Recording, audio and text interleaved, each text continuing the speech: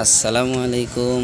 এখন দেখব আমি আমাদের গোলাপ ফুল গাছে একটাই, যে দেখেন ছোট্ট একটা গোলাপ ফুল, তেমন বড় না। এটার মধ্যে কয়টা ফুল ধরেছে, ফুটন্ত অথবা ফুটবে এরকম কয়টা ফুল আছে।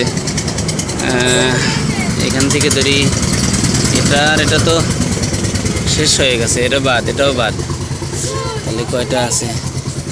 এই যে ওই ভিতরে একটা ফুল আছে, একটা, ওই যে ভিতরে আরও একটা আছে, দুইটা।